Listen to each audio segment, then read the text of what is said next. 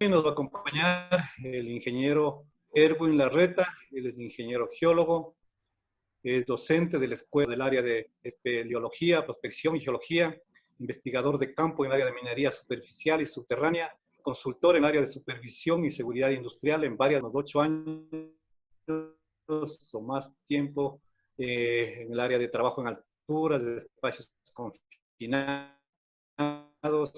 como técnico de cuerdas y también es alpinista. Doy la bienvenida a Erwin y bienvenida nuevamente a la audiencia que nos acompaña esta tarde. Bienvenido, Erwin. Muchas gracias, Edgar. Buenas tardes con todos. Me presentaron, mi nombre es Erwin Larreta. Cualquier duda o consulta que tengan con respecto a esta capacitación, escríbanla en el chat y hay personas que van a estar haciendo un análisis de las preguntas que son comunes para luego yo poder resolverlas. Son relacionadas a lo que son los trabajos en altura. Parte de la normativa legal que todos deberían conocer, y sobre todo las personas que están en campo y las personas que son o se desarrollan como supervisores en el área.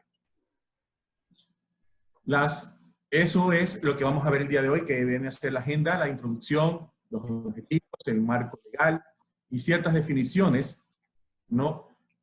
Para aclarar ciertas dudas y ciertos malos conceptos que se tienen en el medio. Voy a adelantarme un poco en estas diapositivas.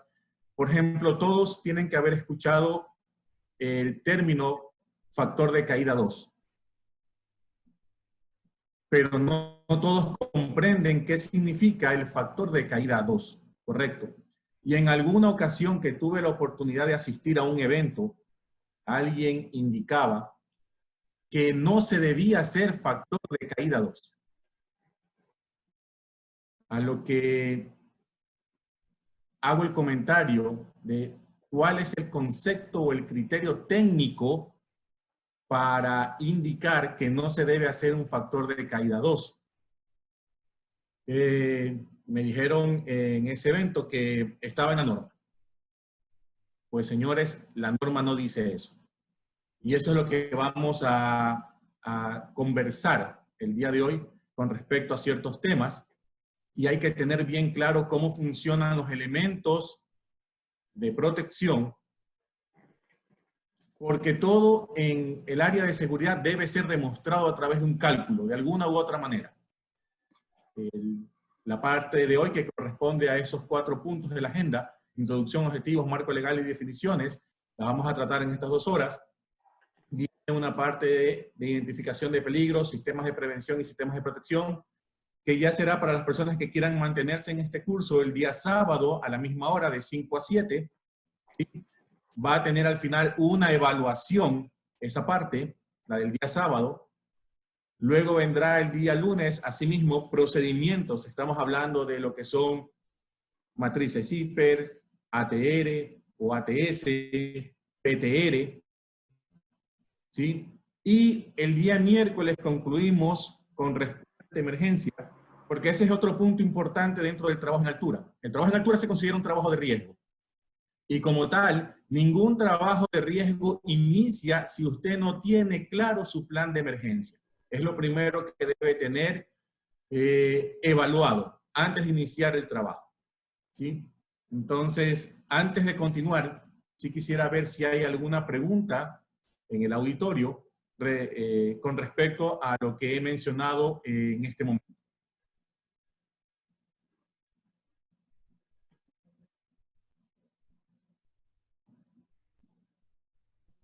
El objetivo de esta charla es desarrollar competencias, que no es otra cosa que conocimiento, actitud y destreza en el personal para implementar las acciones de prevención y protección y evitar caídas de los trabajadores o el ser golpeados por objetos que caen. Conocimiento, actitud y destreza no solo es de saberse la norma, es de saber aplicarla.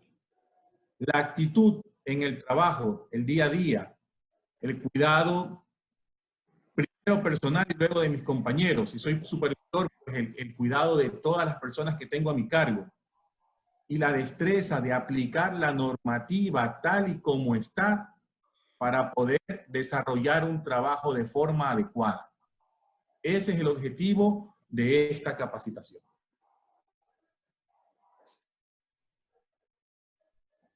Aquí podemos observar, los trabajos en altura se consideran una actividad de alto riesgo, ya que las caídas a distinto nivel, la caída de objetos y trabajo cerca de líneas eléctricas causan frecuentemente lesiones graves. Numerosas actividades de trabajo se llevan a cabo en altura y por lo tanto es necesario establecer controles estrictos para reducir el potencial de fatalidades. Está claro que al estar en un trabajo de este tipo, un trabajo en altura, utilizando un arnés o un andamio, eslingas, conexiones, líneas de vida horizontales o verticales, hay la probabilidad alta, ¿no es cierto?, de caída de distinto nivel. Y por lo general asociamos el riesgo de los trabajos en alturas a ese punto específico. Pero la caída de objetos también pueden producir lesiones graves, incluso la muerte, y sucedió. Sucedió en la ciudad de Guayaquil. Y para las personas que tienen mi edad, deben recordar que cuando se construyó el edificio La Previsora, hubo una fatalidad de una persona que ni siquiera era de la obra. A un maestro o un ayudante de maestro haciendo un trabajo de golpear un pilar para ponerlo poroso y poderlo inducir. Se le fue la masa del combo, ni siquiera de un martillo, del combo. Se le fue la masa del combo y cayó sobre un betunero que estaba en los exteriores de la construcción. Eso fue una muerte de contado, ¿sí? Entonces, todo lo que se hace en un análisis para realizar un trabajo en altura debe ser desmenuzado muy sigilosamente, a mucho detalle, ¿sí? Cada paso que se va a dar, cada condición de trabajo, el equipo a utilizar, ¿sí? Actualmente existen elementos de conexión de herramientas. Tienen que haber visto que hay desarmadores que en la parte posterior tienen una abertura en la parte del mango. Esa apertura es justamente para pasar la cinta de conexión que lo engancha a la muñeca, ¿sí? Porque ya venden en el mercado y ya hay catálogos de ciertas compañías que disponen de sujetadores de herramientas con sistemas incluso de amortiguamiento para que si es una herramienta en un cierto rango de peso, no vaya a hacer o generar alguna lesión al trabajador. Para herramientas mayores, de un peso mayor a 5 kilogramos, se considera utilizar un anclaje independiente al del trabajador, ¿no? Para poder sujetar la misma. El marco legal que tenemos nosotros en el Ecuador y que todos los trabajadores y los supervisores con mucha mayor razón deberían conocer. En Ecuador está vigente varios cuerpos legales como el Reglamento de Seguridad y Salud de los Trabajadores y Mejoramiento del Medio Ambiente de Trabajo, el famoso Decreto Ejecutivo 2393. Y digo el famoso Decreto Ejecutivo 2393 por muchas razones. Primero, el decreto ejecutivo, ¿sí?, fue hecho en el año 1984 y nadie le ha metido mano. Hay cosas que no están ahí, son importantes que usted las busque en otro lado, ¿sí?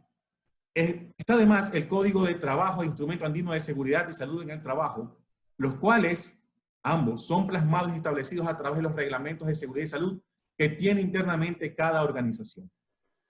¿Qué es lo que hacen las empresas cuando hacen su documento, ¿no?, de seguridad y salud ocupacional? Toman como base el 2393, el Código de Trabajo y el Instrumento Andino de Seguridad, toman como base ciertas normativas de la OSHA, toman como base ciertas normativas de las NTP, que son las normas técnicas de prevención española, y con eso componen su reglamento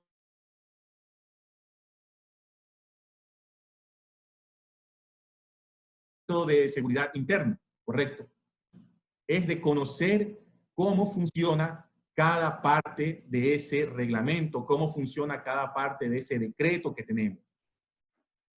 Cuando dábamos las clases presenciales con Corfopin, y siempre poníamos las mesas en forma de U, para los que me conocen o han tenido la oportunidad de recibir una charla conmigo, yo siempre les hacía el siguiente análisis, ¿no? Hacía la referencia de que esa forma de cómo estaban posicionadas las mesas era una zanja. Y que esa zanja tenía una longitud de 20 metros de largo, tenía 1 metro de ancho y 1,40 metros de profundidad. ¿Sí?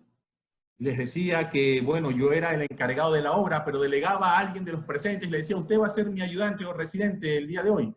Y como yo me tengo que ir, pues le pido que establezca un perímetro de seguridad. Y les hacía la pregunta, dígame cómo lo va a hacer.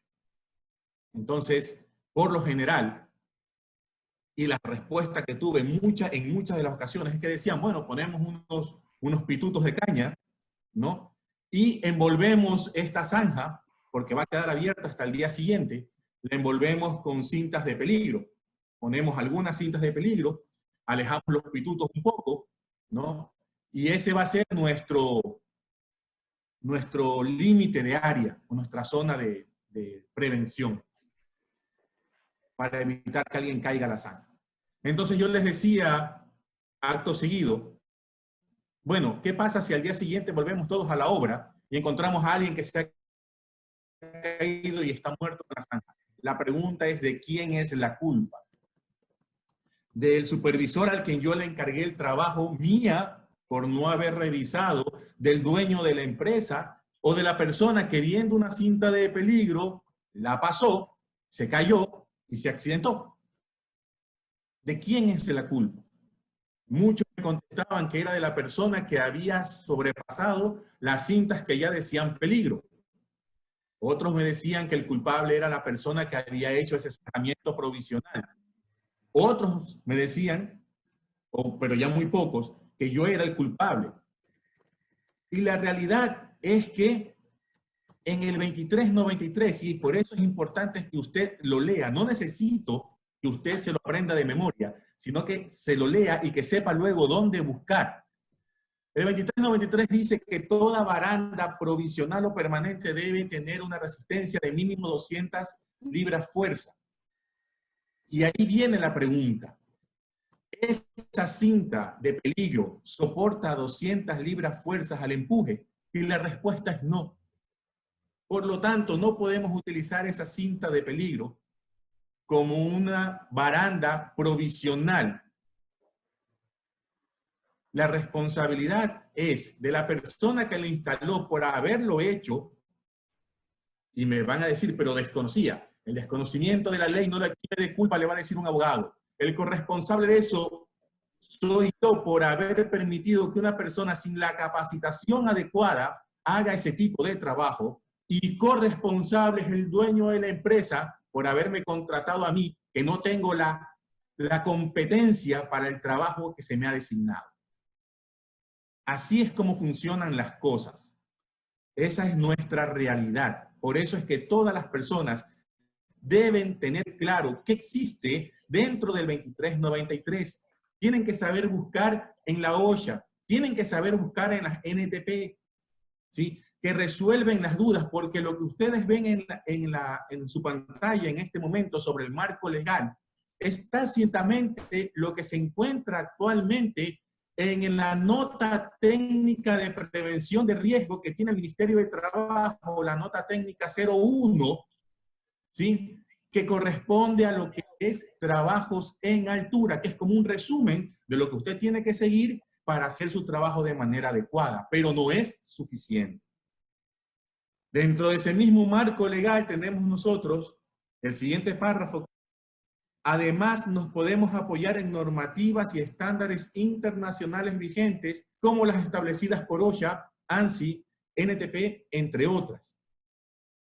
Por lo tanto, si las organizaciones no han cumplido con los mencionados cuerpos legales y debido a ello se producen accidentes o enfermedades profesionales, entonces la organización se encontrará sometida a graves penalizaciones.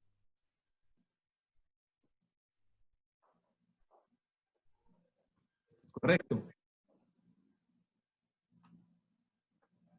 ¿Alguien tiene alguna pregunta, por favor? Edgar, no sé si tengan ya alguna inquietud de los participantes, sino para continuar. Continuemos, después yo te paso unas preguntas que vayan relacionadas al tema, ¿ya? Ok, está bien. Entonces, continuamos. Trabajos en altura. Vienen las definiciones. En el Ecuador, el trabajo en altura se considera a partir de 1,80 m. También se aplica en áreas de trabajo con un potencial de caída desde alturas inferiores a 1,8 metros, si el área de trabajo constituye una considerable amenaza para la seguridad del trabajador y si la legislación local aplicable requiere protección para caídas independientemente de la altura. Aquí hay que tener en cuenta parámetros importantes dentro de ciertas industrias. Yo he visitado industrias y cuando hago el curso de iniciación, ¿no?, en seguridad para poder ingresar a las mismas, me indican que en esa industria consideran trabajo en altura a partir de 1,20 m. En otras me han dicho que consideran trabajo en altura a partir de 1,50 m. Y está bien. La normativa ecuatoriana indica a partir de 1,80 m. Pero si una empresa protege a un trabajador desde una altura menor, mucho mejor. Lo que ninguna empresa puede decirle a un contratista o a sus trabajadores es que el trabajo en altura en esa empresa es a partir de un valor superior a 1,80 m. ¿Sí? Ahora, hay que considerar muchos parámetros cuando sobre todo uno es supervisor en el área de seguridad. La OSHA indica que cuando usted está haciendo una excavación y la excavación ya tiene 1,20 m de profundidad, esa excavación, además de ser un espacio confinado, se lo debe considerar como un trabajo en altura. Y usted debe establecer los protocolos que indica el zanjamiento, que es poner las escaleras de ingreso y de salida cada ciertos tramos, cada cierta distancia, y la cantidad de trabajadores en exactamente unas distancias preestablecidas.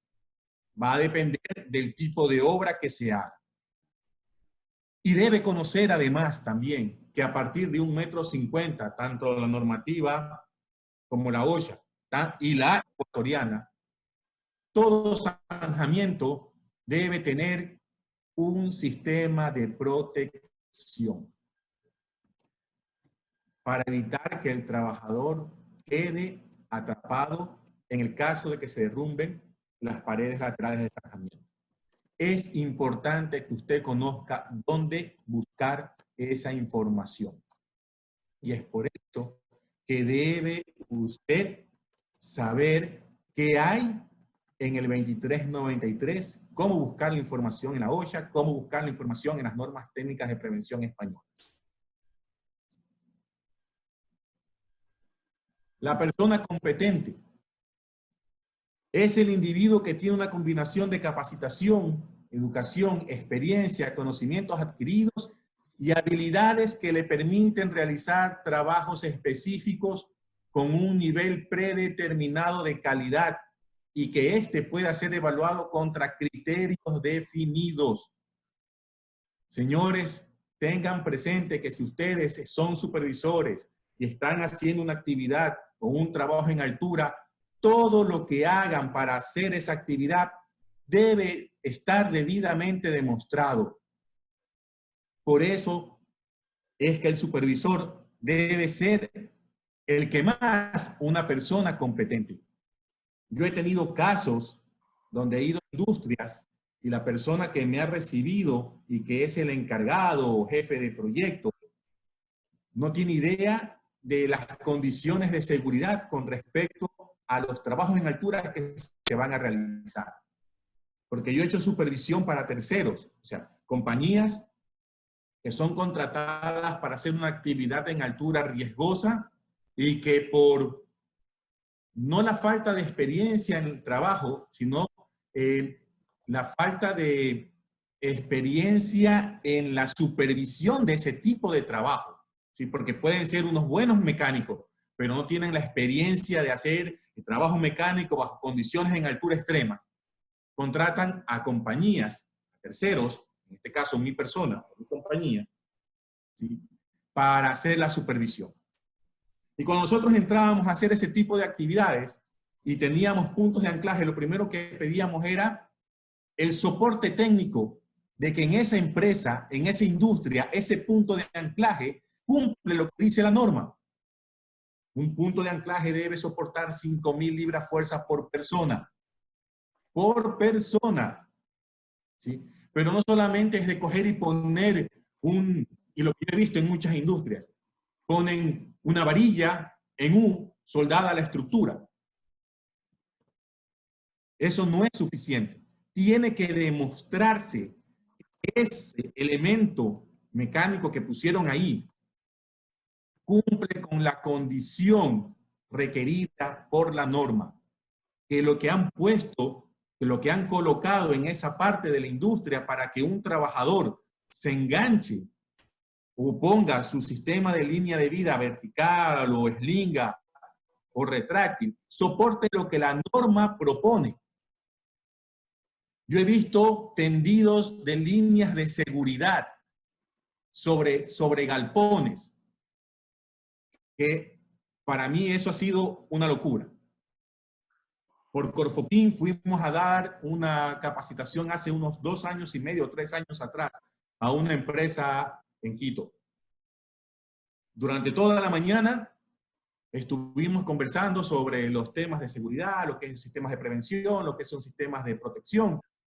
Llegamos a la parte de las líneas de vida y uno de los operadores me dijo, no se preocupe, ingeniero, que a nosotros nos instalaron una línea de vida, está nuevecita en el galpón principal, ya nosotros nos subimos ahí con mucha confianza. Le digo, ok, está bien, eso es bueno que la empresa se preocupe por darle los implementos para que ustedes hagan un trabajo con la seguridad del caso. A la hora del almuerzo, pasamos por el galpón, saqué la cámara, hice unos acercamientos de la línea de vida, ¿ok? Desde el piso. Lo que fotografié me hizo sudar. Los dos extremos de un galpón de cerca de 70 metros, un solo cable, eran unos tubos redondos. En los extremos de los tubos habían puesto unas orejas construidas con varilla, porque se veía el material corrugado. Pero lo que me dejó pasmado es que de extremo a extremo del galpón, el cable parecía cuerda de guitarra, así de tenso. No tenía amortiguador de impacto. Ustedes se pueden imaginar la sorpresa que me llevé y los trabajadores pensando que esa línea era lo mejor que tenían para su trabajo de hacer el mantenimiento en el techo. Cuando regresamos del almuerzo les dije, bueno, si ustedes están pensando en subirse en ese techo a dar algún mantenimiento y engancharse a esa línea, no lo hagan. Porque esa línea no cumple las condiciones ni de la normativa ni de seguridad. Y me preguntaron por qué. Le digo, es fácil determinar. Le digo, yo les voy a explicar cómo han puesto esa línea. La única manera de que un cable de acero en 70 metros de largo quede tenso como una cuerda de guitarra es porque lo tensaron con un tecle. Les pregunté, ¿y lo tensaron con un tecle los que se los pusieron? Me dijeron sí. Efectivamente. Pusieron el cable, pusieron un tecle, lo tensaron, pasaron el cable por la oreja del tubo, y le pusieron una grapa en cada extremo de esa conexión. Hay normas hasta para la cantidad de grapas que se deben poner en una línea de vida horizontal dependiendo del grosor del cable. Hay norma para todo. Es por eso que usted debe documentar todo lo que va a hacer o va a poner para realizar un trabajo en altura. No es de decirle al trabajador, póngase un arnés, coja esa eslinga y súbase. Debe garantizar que la altura de donde se va a enganchar al nivel del piso cumpla el requerimiento según el tamaño de eslinga. Y ese es un tema que lo vamos a hablar en las clases futuras, ¿no? Pero hoy vamos a entrar a una pequeña introducción cuando vayamos a lo que es factor de caída más adelante. El cable de acero en sí, que estaba puesto en ese galpón, no daba las condiciones de seguridad. Un cable de acero sin amortiguador, sobretensado horizontalmente y que se le carga el peso de trabajadores transversalmente, va a romperse por muy cable de acero que sea. Los cables de acero no están diseñados para recibir carga longitudinal, transversal. Los cables de acero están diseñados para recibir cargas longitudinales. Cuando nosotros montamos un cable de acero sobre una línea horizontal, estamos haciendo trabajar de una manera no adecuada al cable, y para eso es el amortiguador de impacto. Eso es lo que usted tiene que tener claro cuando está trabajando en el área de seguridad y está haciendo trabajos en altura. Los sistemas de prevención. Aquí hay dos conceptos muy buenos que deben tener la definición muy a detalle ustedes. Existen dos sistemas para los trabajadores: sistemas de prevención de caídas y sistemas de protección de caídas. Los sistemas de prevención por lo general están ligados a lo que es infraestructura, ¿sí? Son sistemas que incorporan algún tipo de ayuda mecánica o barrera diseñada para prevenir caídas mientras se trabaja en altura. ¿Cuáles son los puntos claves de un sistema de prevención? Que evita las caídas. Con un sistema de prevención usted no cae, evita que caiga. Estas medidas, las medidas de prevención en una obra, pueden ser usadas colectivamente porque pueden proteger a más de una persona a la vez. Un ejemplo claro de un sistema de prevención son los barandales. Un barandal no está limitado a una sola persona. Un barandal está limitado a todas las personas que circulan por el sector donde está posicionado el barandal. Pero de lo que se construya debe estar dentro de la normativa. Por ejemplo, en el caso de las barreras o de los andamios o de las plataformas, estas deben soportar 200 libras fuerza. Yo no puedo tener una obra muerta, un edificio con un hueco en una de las losas y poner una tabla de 3 milímetros, pintarla de rojo y poner sobre eso no pisar.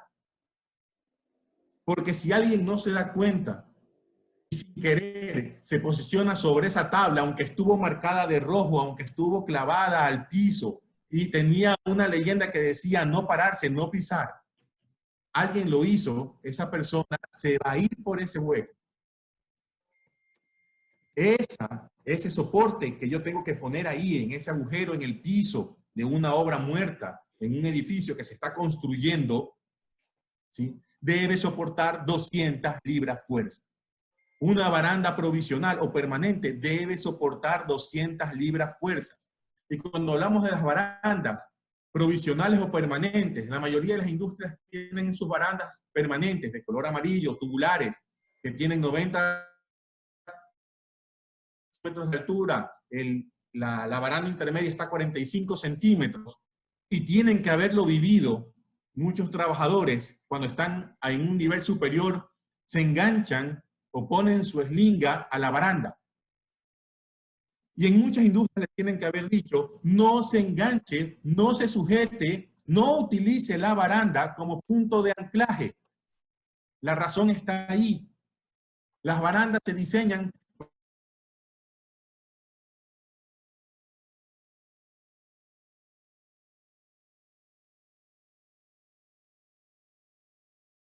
una fuerza de empuje de 200 libras fuerza. Un punto debe soportar 5.000 libras fuerza. Esa es la tensión en el peor escenario que se va a generar sobre ese punto de anclaje si una persona llega a caer con una caída estándar de 1,80 m. Los sistemas de prevención además permiten un trabajo más eficiente y seguro. Por otro lado, tenemos los sistemas de protección y detención de caídas. Es un sistema para detener al trabajador en su caída, lo que significa que cuando usted está usando un sistema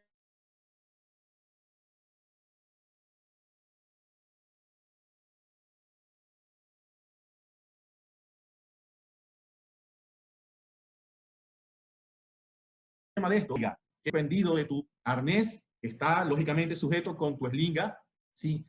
Pero ese posicionamiento de esa persona que cayó, ese trabajador que cayó, requiere un rescate en menos de 15 minutos. Porque una persona que pasa demasiado tiempo suspendido puede entrar en una condición que se llama síndrome del arnés. Lo vamos a ver en los días posteriores. ¿Cuál es el otro punto clave? Que cada equipo de protección sirve solo para una persona. Lógicamente, cuando estamos hablando de sistemas de protección, estamos hablando de arnés, eslingas o arnés retráctil o arnés, línea de vida vertical, ¿correcto? Sí, y lógicamente el tercer componente del sistema de protección, porque es una cadena, es arnés, cualquier elemento de sujeción, como la eslinga, el retráctil o la línea de vida vertical, y el punto de anclaje. Esos son los tres eslabones básicos de esa cadena, ¿sí? Depende en mayor parte del punto de anclaje, porque si no hay un punto de anclaje adecuado, no se debería usted enganchar o colocar su eslinga ahí, y solo pueden usarse anclajes que soporten al menos 5.000 libras fuerza por persona. El trabajo, además, se restringe al sitio donde exista un anclaje seguro. Hay anclajes en la industria que se consideran irreprochables, porque en el medio, muy aparte de que venden el arnés y el sistema de conexión, que como les decía anteriormente puede ser una eslinga, un retráctil, una línea vertical, en el medio también venden las fajas de conexión o los estrobos de conexión, ¿correcto? Los cuales usted los puede posicionar sobre una estructura que se considera estructura irreprochable. ¿Qué es una estructura irreprochable? Por ejemplo, en una obra muerta, en un edificio, una viga es una estructura irreprochable. Una viga está garantizado que va a soportar la caída de ese trabajador. Entonces, se pone la faja alrededor de la viga y uno pone el conector de la eslinga en esa faja o en ese punto de anclaje móvil que le llaman, ¿sí? Pero esa evaluación debe ser con un buen criterio. No se puede utilizar tuberías para hacer ese tipo de conexiones, porque usted no sabe en qué condiciones está la parte interior de la tubería o cuántos años tiene esa tubería. ¿Correcto? Para que tengan una idea más clara lo que indican ciertos videos de preparación, si usted se va a enganchar en un punto de anclaje que le dan en una industria, visualice lo siguiente, ¿sí? Trate de imaginarse que en ese punto de anclaje usted va a colocar un Suzuki Forza suspendido de un cable de acero. Si usted considera que ese punto de anclaje va a soportar ese Suzuki Forza en peso muerto, entonces ese punto de anclaje le sirve. Pero no hay nada como que le demuestren que ese punto de anclaje fue diseñado bajo una normativa y que cumple la capacidad de carga requerida. Eso es lo que uno busca en el ámbito de la seguridad.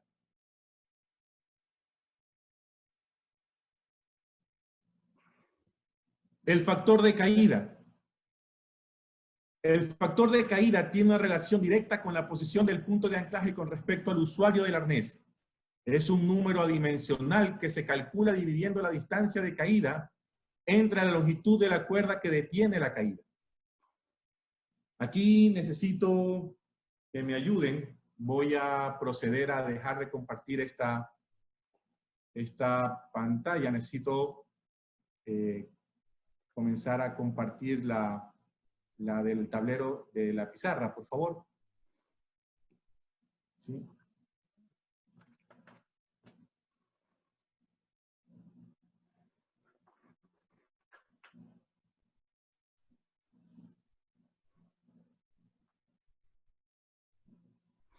Una pregunta mientras te conectas. Dice, la persona competente debe tener algún certificado de trabajo en alturas. ¿O a quién se considera como persona competente para trabajo en alturas, Erwin? Sí, la persona competente debe tener conocimientos, debe haber trabajado en el área. Yo no puedo darle una certificación. Yo no puedo designar en una empresa a una persona competente cuando esa persona competente tiene que ir a hacer la supervisión del montaje de un andamio, de 10 cuerpos de andamio, y en su vida ha puesto un horizontal. Por eso es una persona competente. Tiene que tener capacidad, habilidad, experiencia, capacitación, ¿sí? Y la habilidad que se consigue en campo. Yo he tenido inconvenientes con supervisores de empresas. Resulta que el supervisor me viene con unas ideas medias raras para hacer un trabajo cuando la norma no lo permite. Y se supone que es la persona competente porque es el supervisor. Entonces ahí te das cuenta de que muchas veces el que debe estar en el puesto no es el adecuado. ¿Sí? Y ahí hay que conversarlo, porque hay que tratar el asunto con pinzas, ¿no? Hay que conversarlo y tratar de llevarlo hacia lo que tú sabes que es la normativa. Porque cuando tú comienzas a hablarle a una persona con la normativa, dice, mira, la normativa dice esto y dice esto, y si hacemos lo que me estás indicando, estamos violentando la normativa en estos puntos y en estos puntos. Por eso es necesario conocerla, la normativa, saber cómo aplicarla y tener la experiencia en el campo para saber lo que ya es el punto crítico de un posible riesgo. ¿Correcto? Bien. Ok. ¿Ya está compartida la pantalla? Sí. Ya se le ve. Muy bien.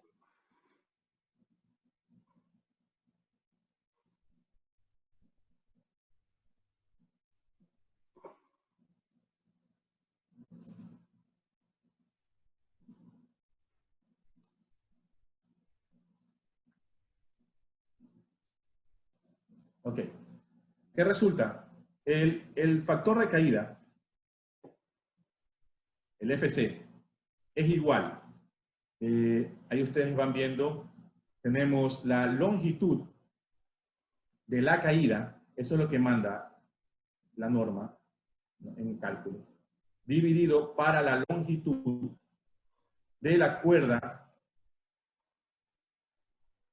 que lo retiene al trabajador. ¿Ok? Esto ustedes deben tener en cuenta lo siguiente. Esa es la fórmula. Longitud de la caída sobre la longitud de la cuerda que retiene el trabajo.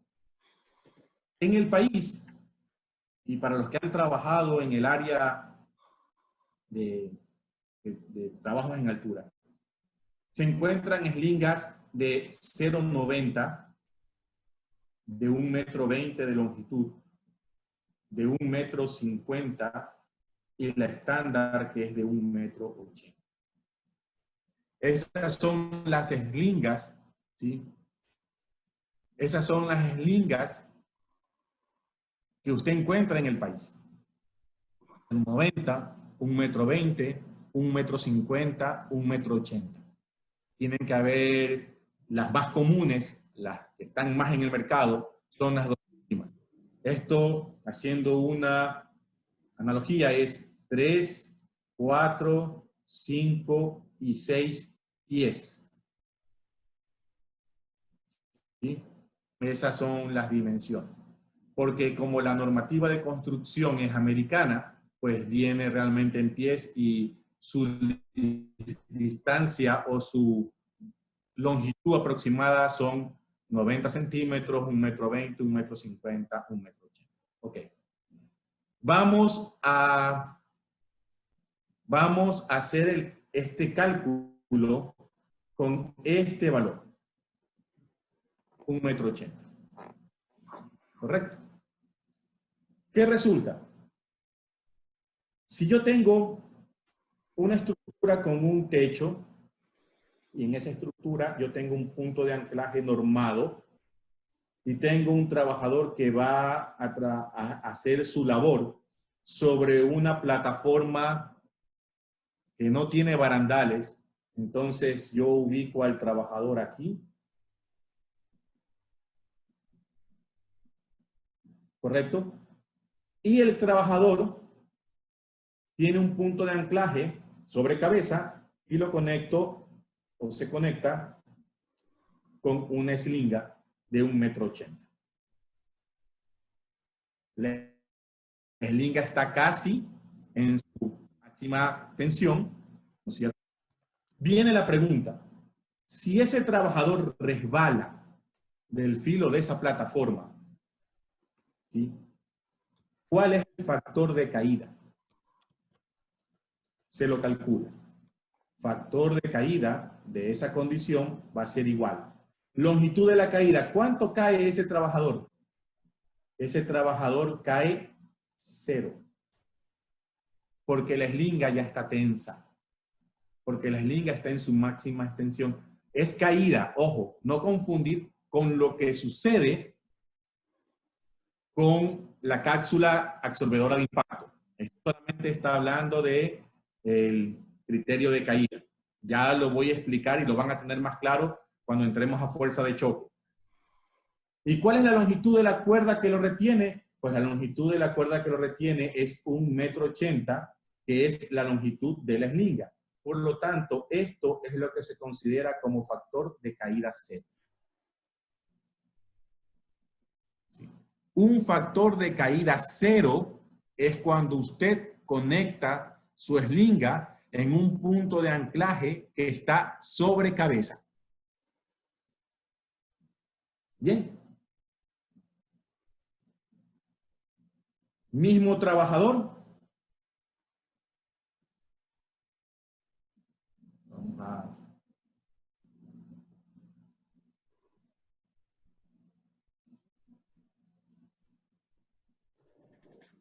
Vamos a hacer una nueva entrada.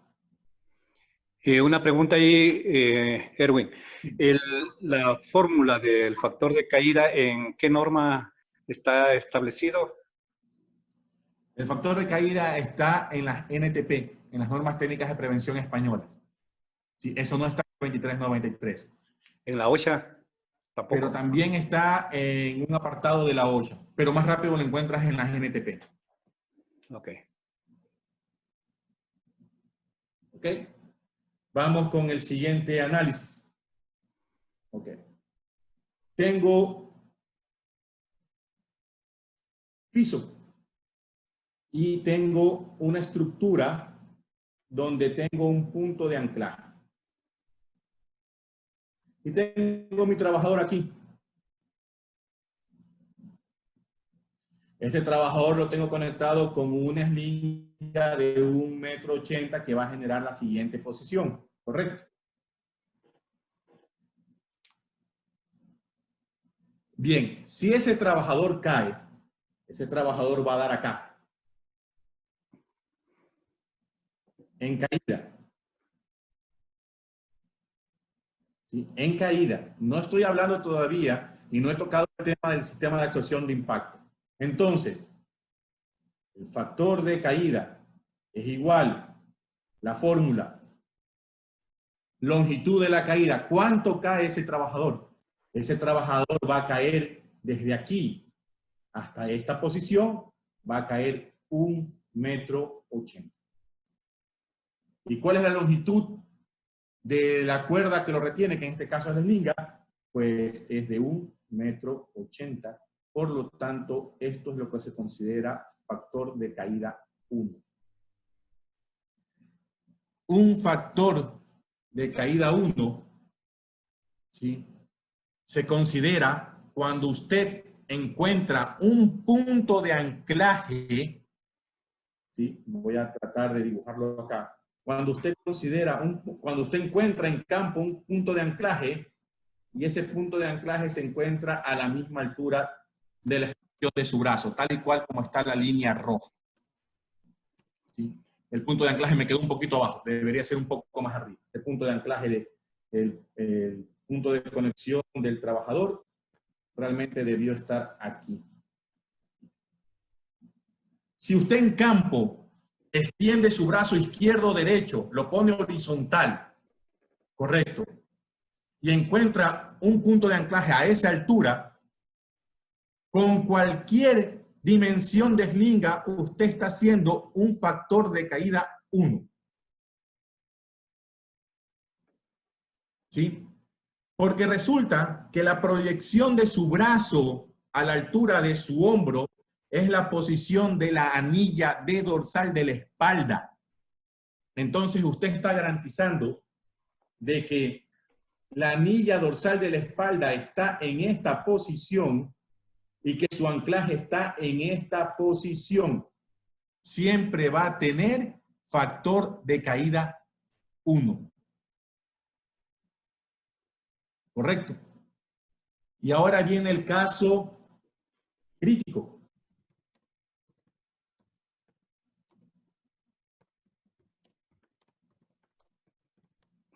¿Qué sucede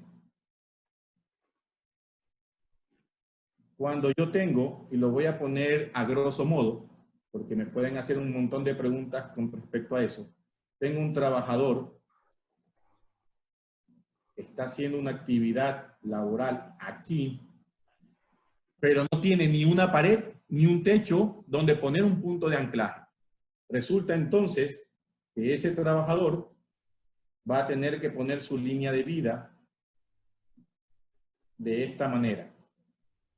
Y eso sucede mucho en la limpieza de los galpones. Porque cuando están limpiando techo de galpones, no hay línea de vida, porque el galpón tiene un diseño tan viejo que no se puede montar una línea de vida porque habría que cambiar ciertas estructuras del galpón.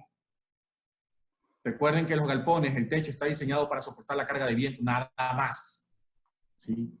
Entonces, es complicado y las personas que están a cargo de las plantas te dicen, ¿sabe qué? No es demasiada inversión cambiar ciertas estructuras del galpón para montar una línea de vida. Tiene que hacer el trabajo de una manera segura. Y por lo general lo que hacen es poner cables de acero, le hacen bozas a los cables de acero para enganchar al trabajador ahí. Bien, si ese trabajador, digamos que está haciendo el mantenimiento del techo de un galpón y se para sin querer sobre una traslúcida y se cae, ese trabajador llega acá.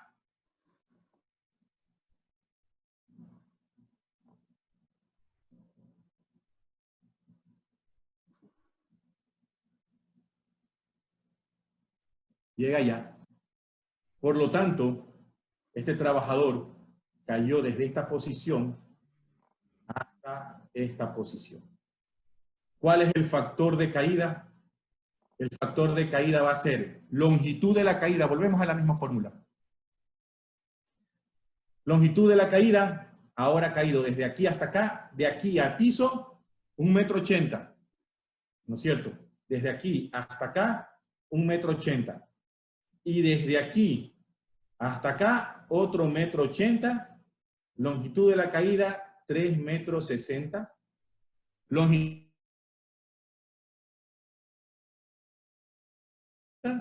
El factor de caída de esto es 2. ¿Ok? Cuando estaba yo en un seminario y tocaron ese tema, la persona que estaba a cargo dijo, y ya tomen en cuenta de que jamás deben hacer factor de caída 2. ¿Sí? Yo les pregunté, bueno, ¿y de eso dónde está? Dice, la norma. ¿Dónde? En la OSHA. La OSHA no dice eso, señores. Eso ténganlo claro. La OSHA dice, evite que su trabajador vuele más de 1,80 m. Evite que su trabajador vuele más de 1,80 m. ¿Qué significa eso? Si ese dibujo que yo tengo ahí, que es mi trabajador, se llega a caer, ¿cuánto voló? Ese trabajador voló 360. Está fuera de la norma que me indica la OSHA. Está volando más de lo que me dice la norma. Lo que significa que yo no puedo enganchar a ese trabajador con una eslinga de 1,80 m. Pero no es que no puedo hacer factor de caída 2. Porque si no, ¿cómo hago entonces los trabajos de limpieza o mantenimiento de los techos de galpones? No los haría nunca. ¿Correcto? ¿Qué es lo que se debe hacer? Cambiar esta eslinga roja. Bueno, ya maté al trabajador. Vamos a borrar el lienzo acá. Esa eslinga roja va a quedar de la siguiente manera. Tengo el trabajador, pero en vez de utilizar una eslinga de 1,80 m, lo conecto a ese famoso cable que ponen sobre el techo, que viene haciendo este tipo de conexión. Realmente era aquí, correcto, y sigue haciendo ese tipo de bucles.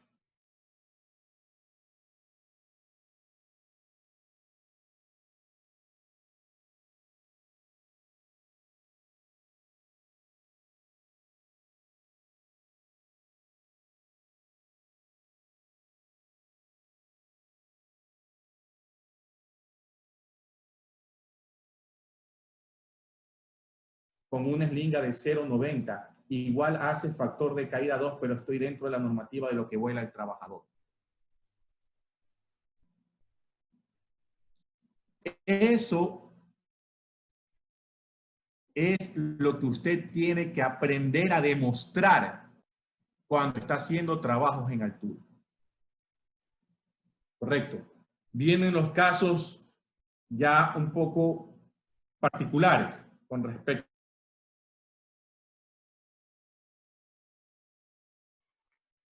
Voy a tratar de dibujarlo lo mejor posible.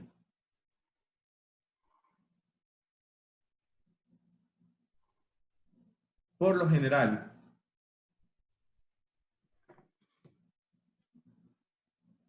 tenemos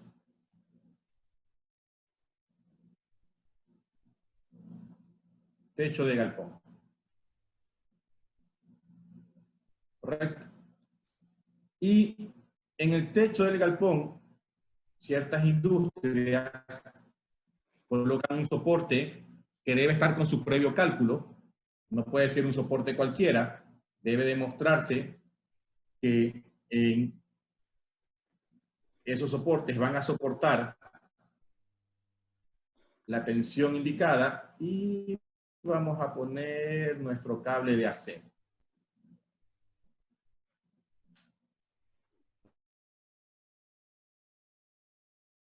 Una actividad de limpieza aquí, o van a hacer algún mantenimiento de los eólicos que están aquí. Aquí hay un eólico, acá hay otro eólico, acá hay otro eólico, ¿correcto?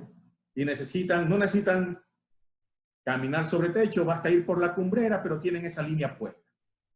Pero, aquí viene el pero, y por eso es importante que usted tenga claro todo lo que es la normativa, todo lo que son los cálculos. Yo tengo un trabajador 1, trabajador 2, que es parte de mi cuadrilla. Los equipo con arneses. La pregunta es, voy a dibujar la línea roja, que ya la he medido, y resulta que la línea roja me da por aquí así.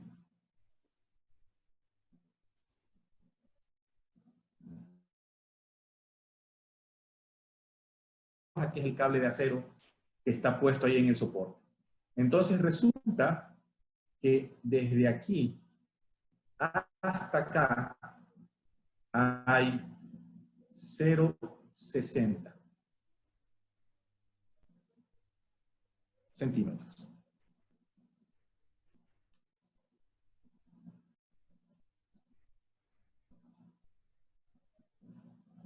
La pregunta es, ¿cómo yo aseguro a esos trabajadores? ¿Qué tipo de eslinga le debo comprar?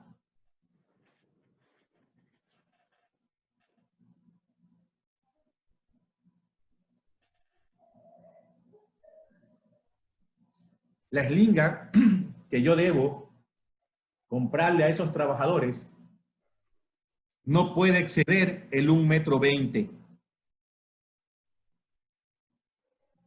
¿Por qué?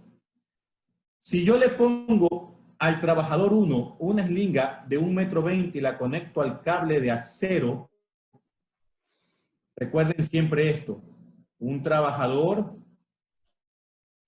sus brazos, este es un punto clave, esto va a ser 1. Sobre cabeza va a ser 0 y hacia los pies va a ser 2. El trabajador 1, el que está aquí, no tiene ningún problema conectándose con una eslinga de 1,20 m, porque está haciendo un factor entre 0 y 1. Él no está en riesgo. Lo peor que puede volar ese trabajador, lo peor que puede volar en esa posición va a ser 1,20 m. Y la norma me dice que no debe volar más de 1,80 m. Está dentro de la norma. Para el segundo trabajador, yo no lo puedo conectar con una eslinga de 1,80 m. Tiene que ser una de 1,20 m. ¿Por qué? Porque si ese trabajador lo conecto con una eslinga de 1,20 m, cuando este punto de aquí, que está conectado al trabajador, porque el trabajador se vuela con el trabajador, de aquí a acá, ese punto ha volado, de aquí a acá, ese punto ha volado,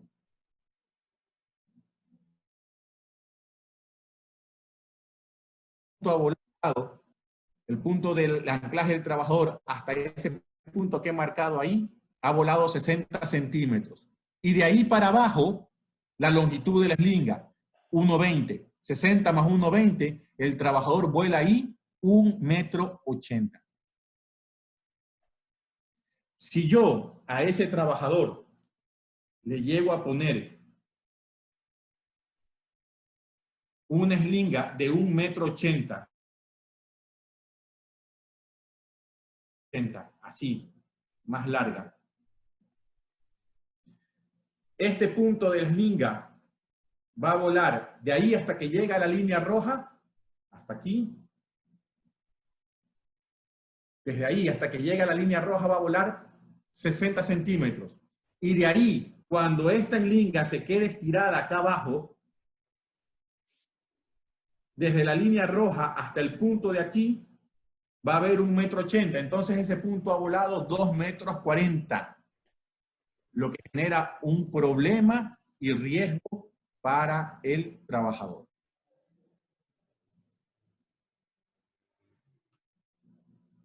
Correcto. Es importante saber, un trabajador no puede volar más de 1,80 m, pero no es cierto que no puede hacer factor de caída 2. Eso va a depender del elemento de sujeción. Lo que usted tiene 1,80 m. Si un trabajador se mantiene en este rango de conexión entre su hombro y su cabeza, con cualquier tipo de eslinga de las que vimos anteriormente, de 90, de 1,20 m, de 1,50 m o de 1,80 m, estará bien conectado. Si un trabajador se encuentra conectado en esta zona, debe evaluarlo para saber si está bien conectado. Pero, ojo, si de entrada usted sabe que ese trabajador tiene una eslinga de 1,80 m y se conecta entre 1 y 2, factor 1, factor 2, ya sabe que está mal conectado porque va a volar más de 1,80 m. ¿Correcto? Hasta ahí, Edgar. No sé si hay alguna inquietud o alguna pregunta con lo que hemos visto. Ya, la pregunta que me están haciendo, hay bastante personas que trabajan en el área eléctrica. ¿Qué pasa el análisis en un poste con el factor de caída? Ok. Bien. Bueno, habría que preguntarles lo siguiente. ¿Cómo están haciendo la operación? Porque, por ejemplo, de los cursos que dimos para la empresa eléctrica de Cuenca, ¿sí? Ellos ya están utilizando un soporte de poste y están utilizando arneses integrales. Y tienen la obligación de, apenas suben por el poste, colocar el soporte de poste, el punto de anclaje, que es de fibra con un aluminio cincado, es muy liviano, lo apretan al poste y enganchan su línea de vida siempre por sobre cabeza. Ese fue el procedimiento de trabajo que tienen, o es, no fue, es el procedimiento de trabajo que tienen en la empresa eléctrica de Cuenca. Por eso les pregunto, ¿cómo es el procedimiento? ¿Cuál es el tipo de trabajo que están realizando? Técnicamente deberían cambiarse a ese otro modelo de trabajo. Cuenca lo está haciendo, lo está haciendo desde hace año y medio. Estuvimos allá con Corfopin, justamente evaluando esas condiciones. Ok, esa es la pregunta que nos hacía.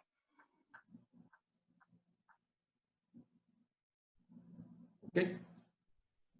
Bien.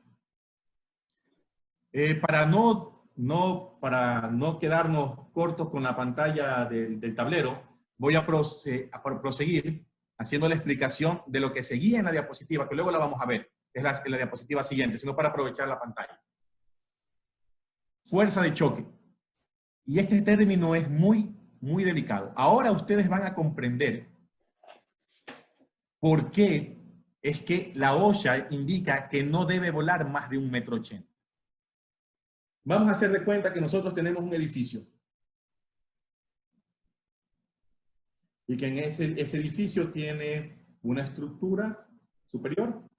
Y en esa estructura superior tiene un punto de anclaje. Y vamos a poner a un trabajador a hacer una actividad en el límite de esa cornisa. Va el trabajador a hacer una actividad. Y ese trabajador está con una eslinga de 1,80 m en factor 1. Está conectado de esa manera. ¿Sí? Para esto, ustedes deben saber lo siguiente. Siempre que se hace una prueba de equipos de protección anticaídas, la normativa para las pruebas indica que la masa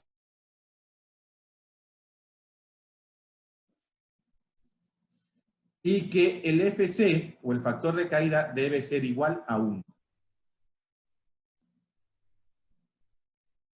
Con una eslinga que tenga una longitud, una eslinga de longitud igual a 1,8 metros o su equivalente 6 pies. Una pregunta, Erwin. ¿La eslinga de qué material debe ser? Hay diferentes tipos de eslingas. Hay eslingas que son una cuerda, pero tiene amortiguador. De fibra sintética, poliamida, pero tiene amortiguador. Puede ser de aramida con Kevlar, pero tiene amortiguador. ¿Correcto? Esto es debido a que eléctricos, que son dieléctricas, existen eslingas para el trabajador normal, que son las de uso común, ¿sí? Para Wilson no existen eslingas estáticas y dinámicas. Existen eslingas con y sin amortiguador. El amortiguador es la que la vuelve, entre comillas, dinámica. Pero no tiene la misma clasificación de las cuerdas. ¿Sí? Las cuerdas son estáticas y dinámicas. Eso es otro punto. Las cuerdas de trabajo en alpinismo industrial. Y lo de estático y dinámico está relacionado al factor de estiramiento. ¿Sí? Entonces, hay eslingas para soldadores. ¿sí?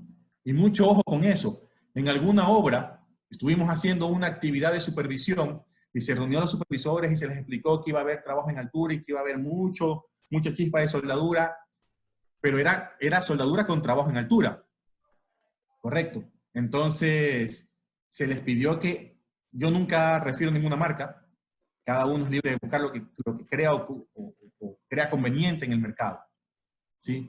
Les dije, busquen las herramientas adecuadas, miren que son soldadores. Se supone que eran algunas compañías que estaban trabajando. Y se supone que tenían la experiencia del caso. Al día siguiente hicimos los 5 minutos de seguridad y cada compañía se distribuyó su área de trabajo. Cuando se hicieron las inspecciones de los arneses, todos los arneses pasaban, le hice un requerimiento a un supervisor, le dije, estos arneses, estas eslingas no son adecuadas para tu personal, y lo que me contestó fue, y creo que todos han de haber escuchado eso, es lo que me dan en la empresa. Digo, está bien, pero te va a generar un gasto mayor en esta obra, ¿ok? Digo, bueno, esto es lo que me han dado en la empresa y con esto voy a trabajar. Ya me contestó de esa manera, particularmente no me agradó porque estaba tratando de guiarlo porque tenga un criterio más técnico, ¿no? Al día siguiente, lo primero que hice en los 5 minutos de seguridad fue sacar una ficha de inspección de equipos. Y no para que lo hagan los supervisores, para que lo hagan los trabajadores. A todos, de todas las empresas. Señores, todos van a chequear su arnés y su eslinga. Si encuentran lo que ustedes ven en la fotografía, que la hice a propósito, si encuentran un pique, un rasgado, un daño, aquí, acá, me llaman y el arnés se da de baja. La mayor cantidad de arneses encontrados con problemas de huecos de soldadura fueron los de esa compañía. ¿Sí? Entonces me dijo, sí, no me va a dejar trabajar. Le digo, yo no es que no te quiera dejar trabajar, pero no voy a permitir que suba un trabajador con un arnés que no está en buenas condiciones. ¿Ok? Al día siguiente, parece que tenían de esos arneses en bodega, la misma historia, yo igual voy a trabajar. Me dijo, bueno, trabaja, al otro día, otra vez inspección. Existen arneses para soldadores, señores, para soldadores. Ese arnés para soldador tiene un material especial que evita que se dañe por la escoria de la soldadura y por la llama directa de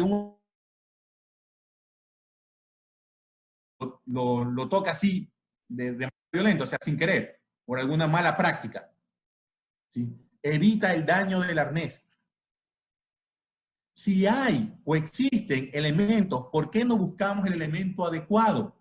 Es mejor comprar un arnés de ese tipo que estar cambiando cada semana porque el supervisor general de seguridad no te permite utilizar arneses en malas condiciones. Gastas más dinero comprando el de 50 centavos, por así decirlo. Hay arnés específico para cada actividad. Dieléctricos para los electricistas, a prueba de escoria de soldadura para los soldadores. Hay arneses que tienen un recubrimiento termoplástico para evitar que las grasas lo dañen para el sector petrolero. Ustedes tienen que saber que existe de todo, pero hay que saber buscar. ¿Ok? ¿Qué resulta? Continuemos con esto. Si este trabajador llega a esta posición después de que cae, este trabajador va desde este punto de anclaje hasta esta posición, ¿correcto? Y aquí hasta acá se llama caída libre, donde el espacio recorrido es igual a 1,80 m, porque es la longitud de la eslinga. ¿Sí? Luego este trabajador pasa de esta posición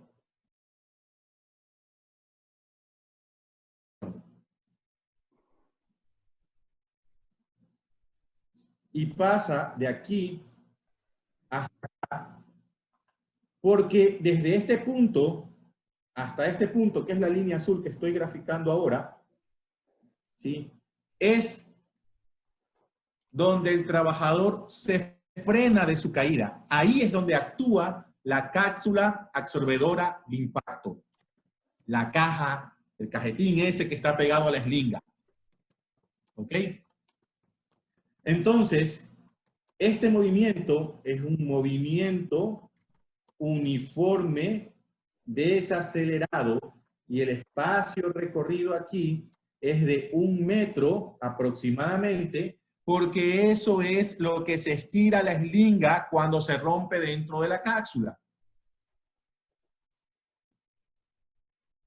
¿Ok? ¿Qué resulta? Que entonces vamos a calcular lo siguiente. La velocidad inicial de caída aquí es 0. ¿Sí? La velocidad inicial de caída aquí es 0. Pero la velocidad final que lleva el trabajador en este punto,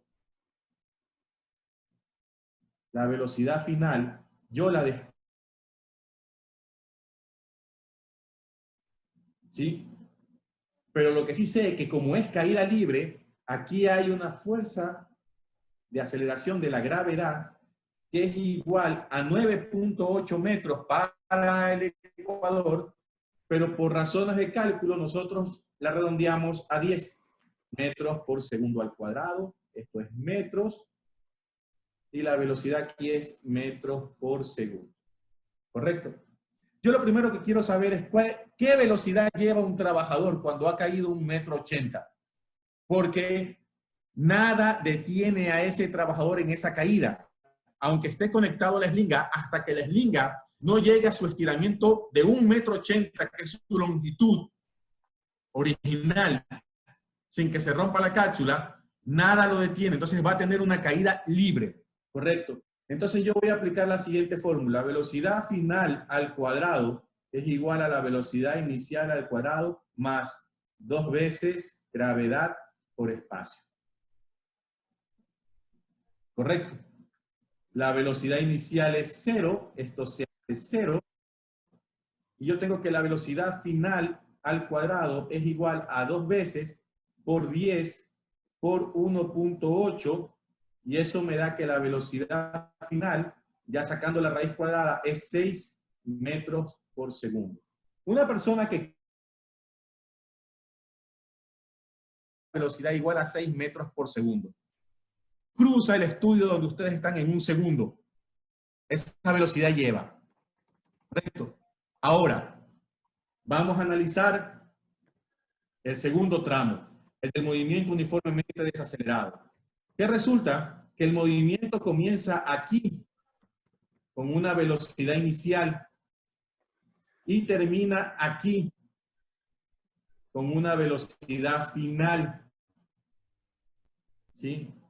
La velocidad inicial de este movimiento, la velocidad inicial es 6 metros por segundo, porque es la velocidad final del movimiento anterior. Y la velocidad final de este movimiento, la velocidad final, como ahí se detiene el trabajador, la velocidad final del trabajador es 0 metros por segundo. Significa que el trabajador pasa de 6 a 0. ¿En qué espacio? En un espacio. ¿Ok?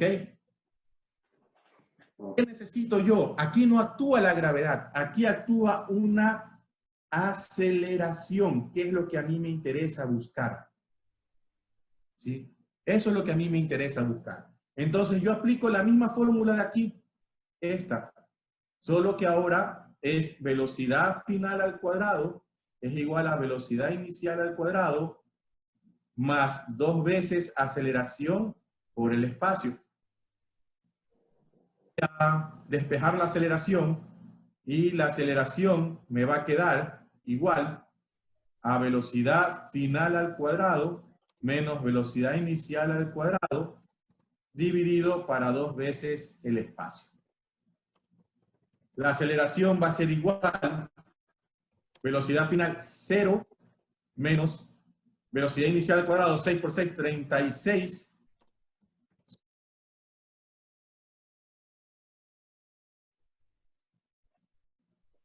Que tenemos que la aceleración es igual a menos 36 dividido para 2, y eso es igual a menos 18. La aceleración es igual a menos 18 metros sobre segundo al cuadrado. Bien, viene lo siguiente. ¿Por qué he hecho tanto cálculo? Porque hay una fórmula sencilla que ustedes conocen bien, y es que la fuerza es igual a la masa por la aceleración. Entonces, la fuerza que recibe el trabajador al frenarse, un trabajador de 100 kilos, por la aceleración que tiene al frenarse, que le vamos a poner solamente los 18 metros por segundo al cuadrado, el menos 18 que salió es porque definitivamente nos está indicando que es movimiento desacelerado. Acá no necesitamos poner el signo. Esta fuerza es igual a ¿qué? A 1800 newton. 1800 newton, que es la máxima fuerza que puede recibir una persona como impacto, porque luego de eso todos los órganos blandos van a estar comprometidos. Entonces, si usted vuela más, su velocidad final va a ser mayor. Al ser su velocidad final mayor en el primer tramo, la velocidad inicial en el segundo es mayor, pero va a seguir deteniéndose en 1 metro con una velocidad final de 0, lo que significa que su desaceleración va a ser mayor, y al ser su desaceleración mayor, su fuerza de choque va a ser mayor. Ese es el motivo por el cual usted no puede volar más de 1,80 m.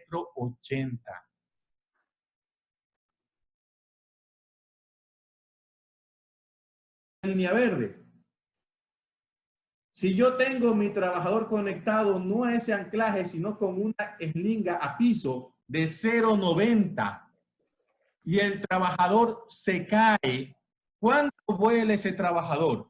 Ese trabajador vuela 1,80 m. Y si ven que aunque está en factor de caída 2, pero al no volar más de 1,80 m, se sigue manteniendo en los mismos valores que usted tiene en la pantalla.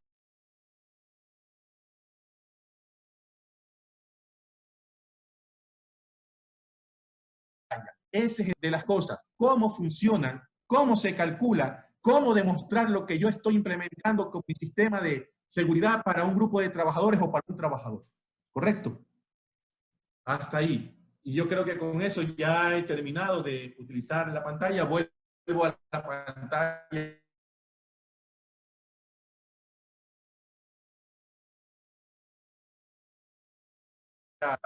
original.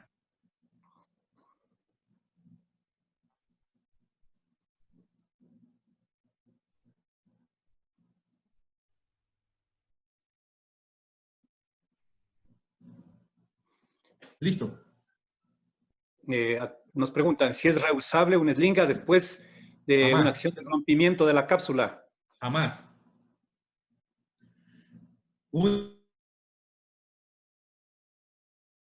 No puede ser usada nuevamente. Un arnés que ya ha sido impactado, si los testigos del arnés ya están abiertos, por muy bueno o por muy nuevo que sea el arnés, ya no funciona. Porque ya no garantiza que vaya a resistir un segundo impacto. Y eso es norma. Una vez que ya los testigos, que son los indicadores, están abiertos, pues sencillamente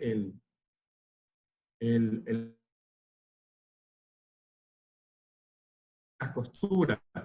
Ya vamos para los que les interese continuar con el curso, ya cuando entremos a la parte de los equipamientos en prevención, lo que es inspección, las inspecciones de los arneses a detalle, las inspecciones de las eslingas, también se les va a mostrar cómo hacer su propia ficha de inspección, aunque la mayoría de los arneses, cuando usted los compra, y esto sucede mucho y es una realidad, cuando usted los compra, confunda con el manual de usuario, va a dar a la basura. Y resulta que en ese manual de usuario hay una ficha de inspección. Y hay la norma de cómo cuidar y guardar ese arnés, que se lo tiene que guardar en un lugar ventilado y fresco, ¿no? Que se debe lavar con jabones que tengan pH neutro, con cepillos de cerdas blandas y secarlos a la sombra. ¿Correcto? ¿Tiene fecha de caducidad de los equipos? Viene... Sí. Ese es un tema muy delicado en este país. Todos tienen que haber escuchado el término ¿cuánto dura un arnés? Y muy buena pregunta, Edgar. ¿Cuánto dura un arnés? Y mucha está. ¿Dónde? ¿Dónde está en el 2393? 2393 no dice. ¿Dónde está en la OSHA? La OSHA tampoco lo dice. ¿Y saben por qué? ¿Por qué se estimaba 5 años? Porque tienen que conocer la historia. El primer documento de un estudio técnico que salió con respecto a los arneses, no fue de los arneses. El documento técnico salió como un estudio técnico de la poliamida, el nylon, ¿sí? La poliamida es el nylon. ¿Y qué resulta? Que en ese estudio técnico indicaban que la poliamida tenía un tiempo de envejecimiento de 5 años, que a partir de los 5 años la poliamida dejaba de tener capacidad elástica. ¿Qué significa eso?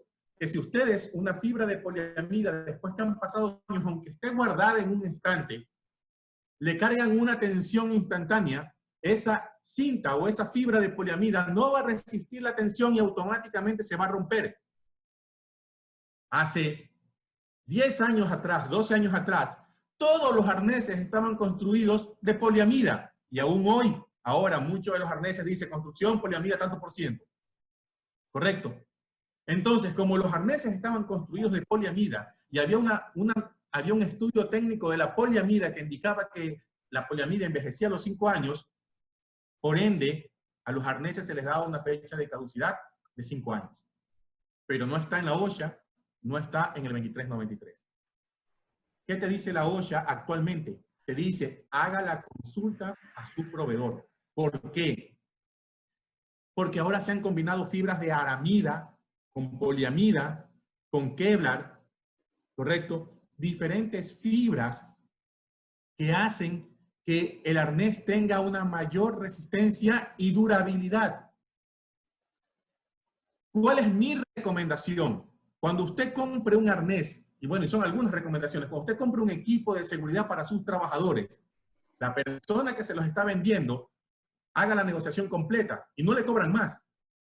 Dígale, bueno, yo le compro un lote de arneses para mis trabajadores, pero usted me le da la capacitación del uso, manejo y mantenimiento de sus arneses porque usted lo vende.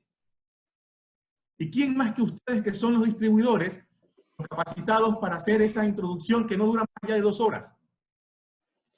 Correcto. ¿Cuál es el respaldo que yo les digo que hagan? Si usted compra un arnés a una empresa cualquiera en el medio, escríbale un correo a esa empresa y hágale la pregunta técnica. ¿Cuánto es el tiempo de...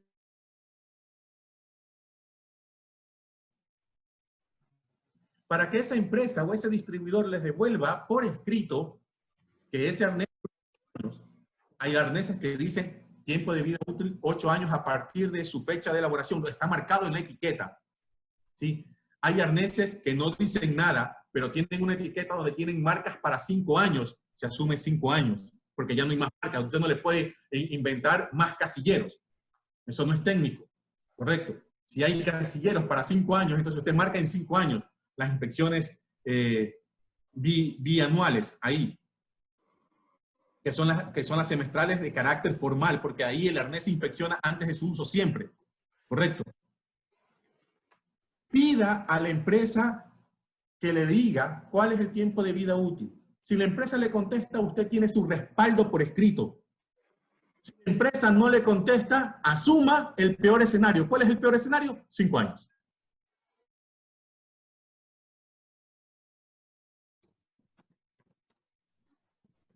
Correcto. ¿Alguna otra pregunta? Sí, de las más importantes estoy seleccionando. Sigamos. Okay. Así que se me perdió la presentación.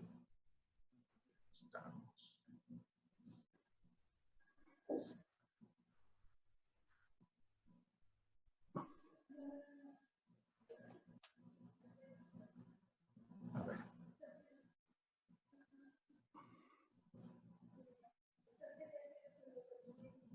Ahora me están preguntando, ¿cuál es el arnés dieléctrico adecuado para trabajos en línea de media tensión?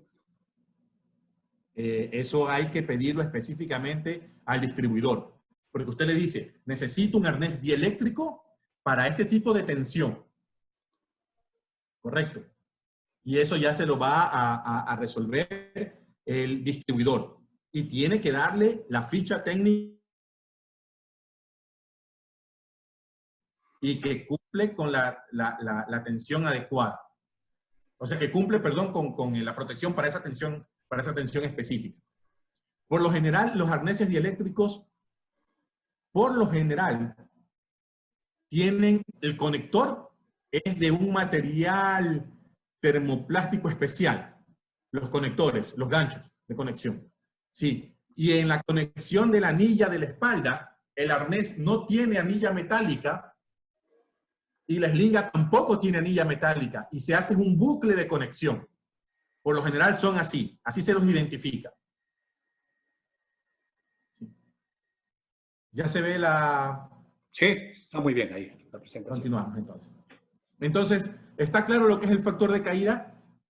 Es fácil identificar, el factor de caída nos da una ayuda. Es fácil poder identificar a una persona que está mal anclada. Si yo soy el supervisor y conectar por debajo de los hombros. Porque al estar conectado a la altura de los hombros en un punto de anclaje, ya está en factor de caída 1, que es el límite.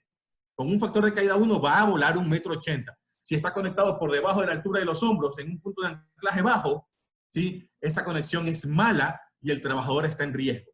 Entonces, para eso nos sirve el factor de caída además, para poder identificar en campo si las conexiones están bien o no. Y es por eso que en toda capacitación a usted le van a decir, la mejor conexión siempre está.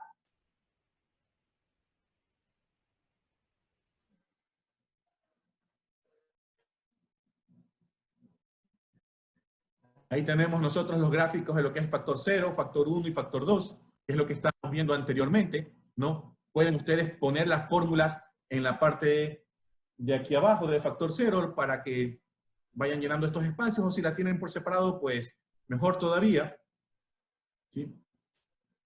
La fuerza de choque, lo que acabo de explicarles, el por qué no se debe volar más de 1,80 m, porque si no la fuerza de choque es mayor a 1800 newton, y después de esa fuerza de choque que recibe el trabajador, o la fuerza que recibe el trabajador por desacelerarse a cero, por desacelerarse y llegar a una velocidad de 0, pues va a ser tan grande que puede dañar los órganos blandos. Y un trabajador pues puede salir de ese escenario caminando y va y muere en su casa, porque tiene todo reventado internamente, no se está desangrando y no lo sabe.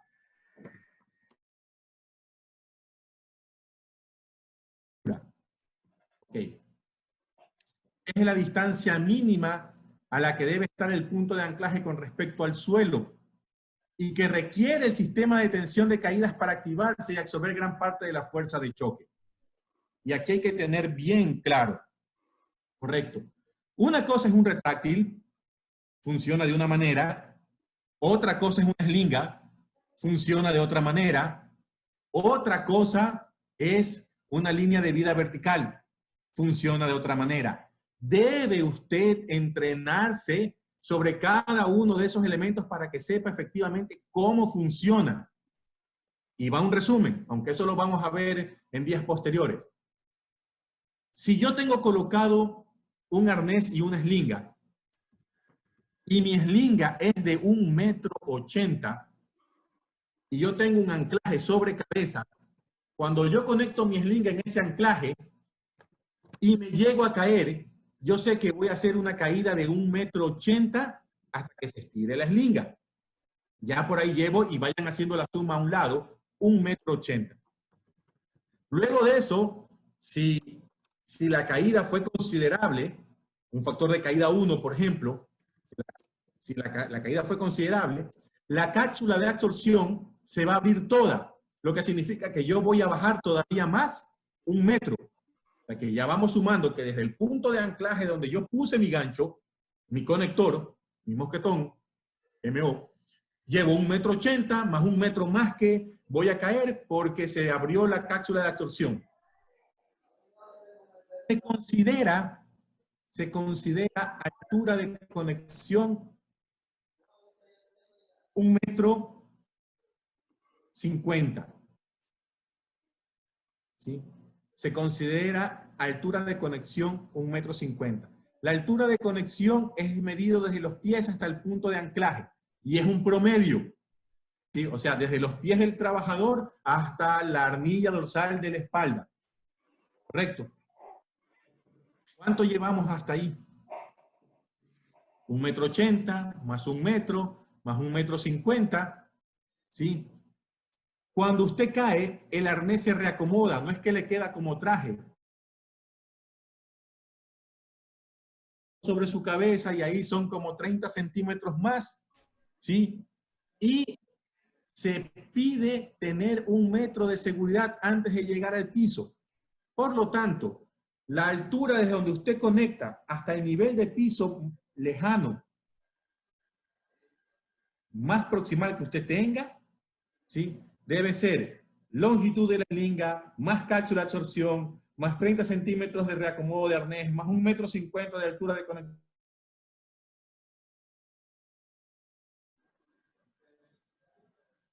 Hagan la cuenta. Erwin, una pregunta interesante. En los que hacen o lanzarse del puente, bueno, en baños están ahí manifestando a la persona, ¿qué tan seguro es esa caída de, hablamos de 10 metros que tiene, digamos, de distancia la cuerda Sí. y de ahí empieza? Miren, ahí vienen algunos asuntos importantes. No voy a hablar bien, no voy a hablar mal, me voy a referir a la normativa. Hay dos tipos de saltos. El uno se llama puenting, que es cuando anclan un extremo de la cuerda de un lado del puente y usted se para del otro lado y la cuerda va por debajo del puente y usted se para. Y hay otro que se llama puenting, que es cuando se engancha la cuerda de un lado del puente, pasa por debajo, tiene un gancho de seguro de suelta rápida, vuelve a pasar la cuerda por debajo del puente y usted se lanza desde el mismo lado donde está enganchado originalmente la cuerda. Correcto. No los voy a enredar con eso por ahora. Vamos con el... Resulta que cuando usted hace un salto de ese tipo, está haciendo factor de caída 1. ¿Ok? Porque la longitud de la caída va a ser igual a la longitud de la cuerda. Y hasta ahí pareciera que no hubiera problema. Pero para los que han hecho eso, tienen que recordar que en el extremo de la cuerda hay un sistema elástico, ¿correcto? Hay un sistema elástico que es para amortiguar a la persona que se lanza, para que su frenado con la cuerda no sea tan brusco. Pero resulta que la cantidad de vueltas en esa cuerda elástica, que realmente es un tejido que se hace, está relacionada hacia el peso de la persona que se va a lanzar. Y eso está relacionado con la longitud de vuelo. Y han pesado, algunos de ustedes le han cambiado la configuración del elástico. Eso es por un lado. Ahí les dejo la inquietud, porque no, les digo, no voy a entrar en detalles. El otro asunto es que las cuerdas que se utilizan son las cuerdas normales de escalada. Y hay hay tres tipos de cuerdas: estática, semiestática y dinámica. Y las que se utilizan para esa función son las dinámicas. Pero cuando usted compra una cuerda dinámica de paquete, compro para mi uso, cuerdas dinámicas de paquete. La cuerda dinámica de paquete de una empresa seria viene con una tarjeta y viene con una ficha de esa cuerda, ¿no? Y aparte de que te digan cómo es la construcción, cuántos hilos, cuál es su módulo de elasticidad y todo lo demás que te sirve para otros cálculos. ¿Sí? Escuchen bien, dice, factor de caída 2, únicamente 1 o 2.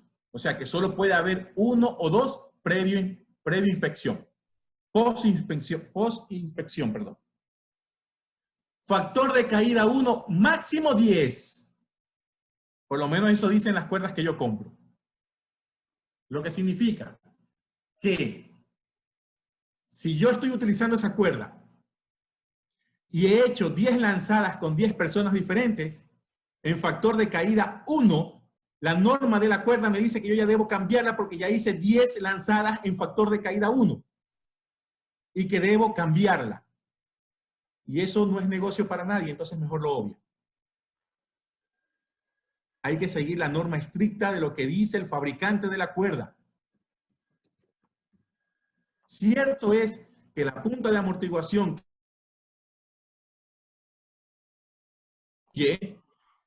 pero también es cierto que las revisiones tramo a tramo antes de cada lanzada son de carácter obligatorio y eso tampoco se hace. Y hasta ahí quiero hablar del tema del puente. ¿Ok? Calcularon, ¿sí? ¿Vieron la cantidad? Son como 5,60 metros que debe usted tener desde donde se enganchó, libre, para que si una persona se cae, no le pase nada. Ejecuten su función. ¿Correcto? ¿Qué resulta? Muchas veces he visto trabajos como hay que cambiar unas luminarias a 3,50 metros. Ok. Y van a poner un andamio. Y le dicen al trabajador, por tu seguridad, arnés y eslinga y engánchate en el andamio. Si se llega a caer, donde la altura máxima de ese andamio es a piso, no, con todo si esa persona se llega a caer, igual llega al piso y la eslinga ni siquiera se ha activado. ¿Correcto? Entonces, ese es el tipo de cálculo y planificación que usted debe hacer cuando está haciendo trabajos en altura.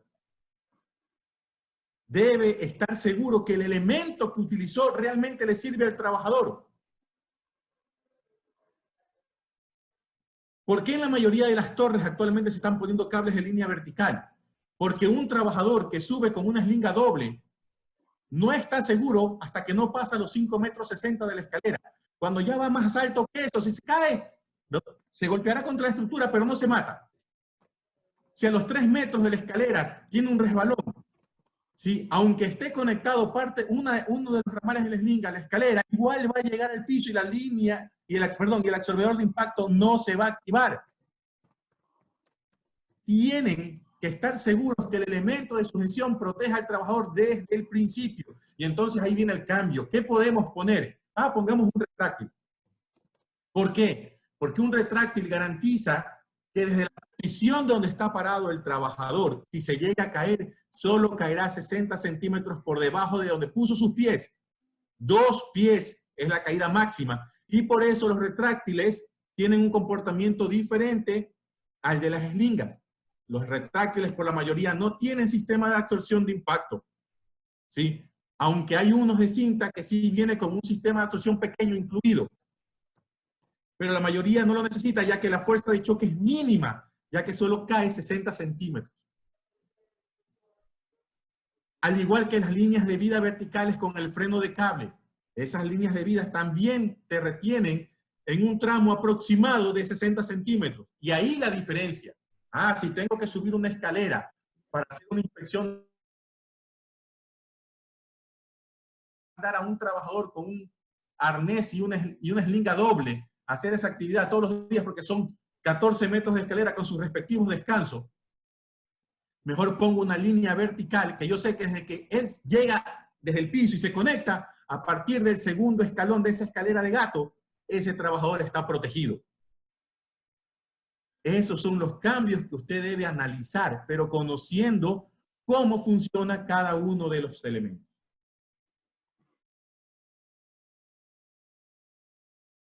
Con más definiciones. Riesgo.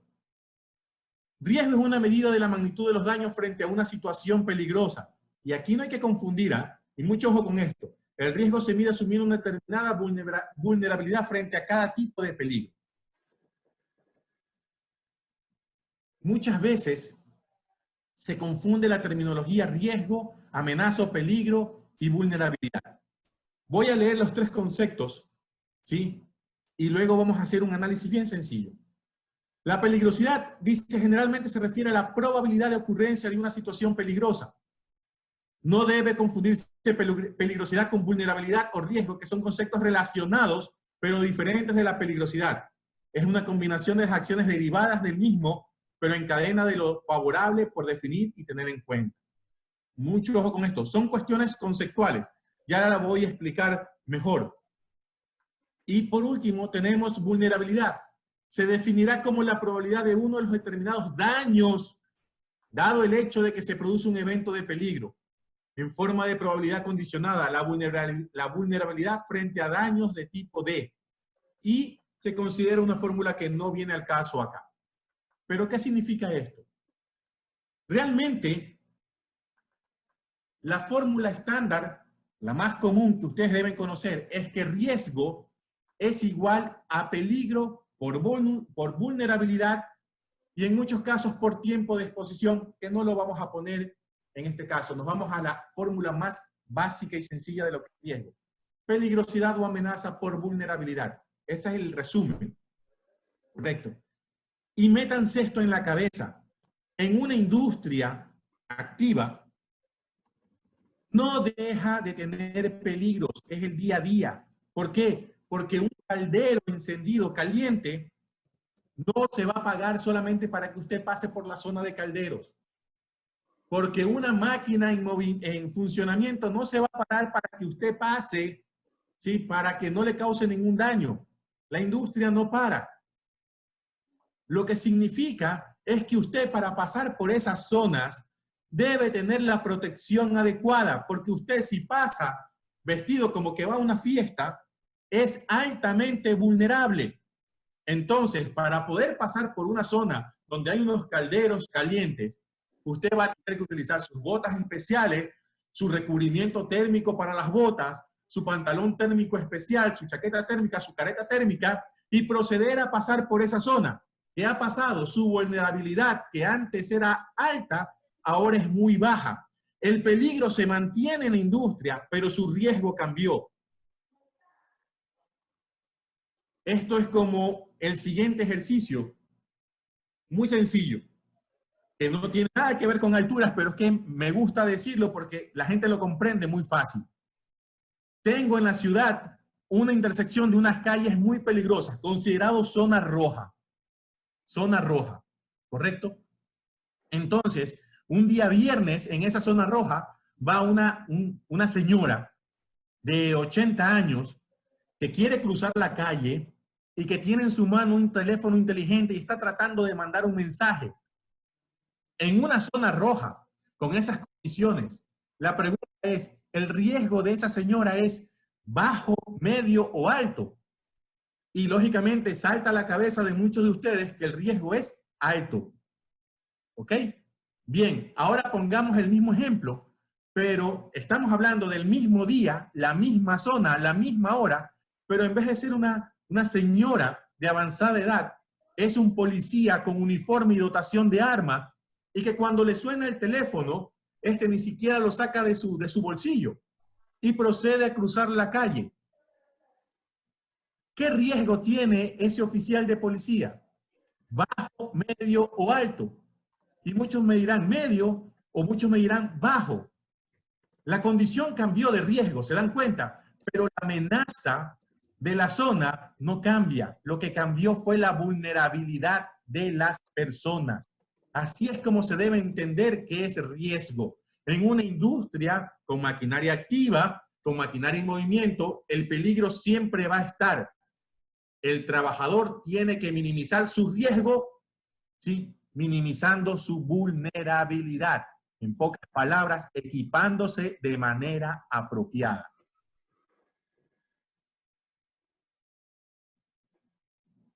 Señor, Ok, tenemos 2 minutos, ahí estamos. Ok. y estamos ahí. Espero, por mi parte, que esta introducción a lo que son trabajos en altura les haya gustado. Para los que quieren continuar formándose sobre esto, tenemos muchas cosas de qué hablar en los otros días. La comunicación es directa con el personal de Corfopin. Edgar, dejo de compartir pantalla y el resto es suyo, ¿no? Ok, muchas gracias. El público que nos acompaña, queremos comentarle que el curso de trabajo en alturas, continuamos el